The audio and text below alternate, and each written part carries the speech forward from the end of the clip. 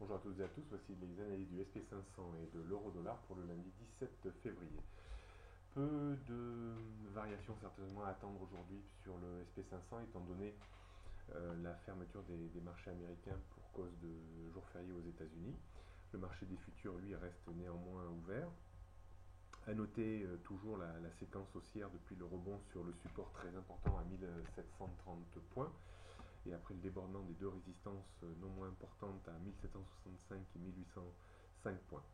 L'indice va arriver à proximité immédiate de son sommet annuel de 2013 et 2014 aux alentours de 1845 points. On sera attentif au cours de cette semaine au débordement ou non de ce niveau. Le débordement de ce niveau permettrait d'ouvrir de nouveau une période un petit peu d'euphorie, voire d'excès au-dessus de la résistance du canal haussier de très long terme, qui passe lui à 1845 points, avec comme objectif une pointe éventuellement vers 1880, voire 1900 points avant de nouveau une phase de dérive horizontale ou de correction technique. Un non-débordement de 1845 points de façon importante, c'est-à-dire sur plusieurs clôtures horaires, voire une clôture journalière, entraînerait une vague de correction qui resterait correctif tant que l'indice ne repasserait pas en dessous de 1785-1805 points. D'un point de vue stratégique, pas très évident de prendre des positions compte tenu de la vague de hausse un petit peu importante et qui, normalement, si le marché évolue comme ces derniers mois, devrait ne plus bouger beaucoup pendant un laps de temps plus ou moins long maintenant. C'est à voir dans les prochains jours. Donc les niveaux de support à surveiller 1805, 1785, avant 1765, 1730, 1700, tout ça est très bien formaté. Et les résistances également sont parfaitement bien formatées, 1845, 1880, 1900 points.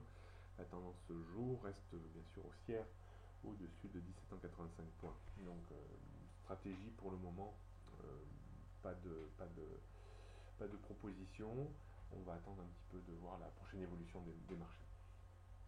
Au niveau de l'euro-dollar, maintenant, pour terminer, l'euro-dollar est en train de sortir de son canal légèrement baissier en place depuis le début d'année, depuis le débordement de 1,3680. Ce débordement n'est pas très impulsif. Pourquoi? Parce que la parité arrive de toute façon à proximité immédiate d'une résistance très très importante à très long terme, vers 1,38, 1,3840. Donc on ne peut pas dire que la parité a un potentiel de hausse considérable, mais on pourrait toujours avoir une petite dérive haussière vers 1,3750, 1,38, 1,3840.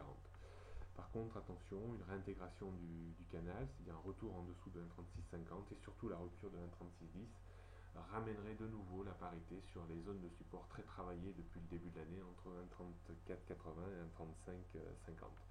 Donc pas comme le SP500, pas très facile à travailler d'un point de vue stratégique. Toujours essayer de travailler des toutes petites variations de 15, 20, 20 pips, pas plus, avec dans l'idée plutôt d'acheter entre 1,3610 et 1,3650 pour viser 15-20 pips. Et on repasserait vendeur en dessous de 1,3610 pour reviser 1,3550, voire 1,3420, voire 1,3480. Donc on surveillera les niveaux 1,3610, 1,3550, 1,3480, 1,34, 1,33, les résistances 1,3740, 1,38, 1,3840. Bon, on reste aussi au-dessus de 1,36, 1,3610. Voilà pour aujourd'hui. Prochaines analyses demain 18.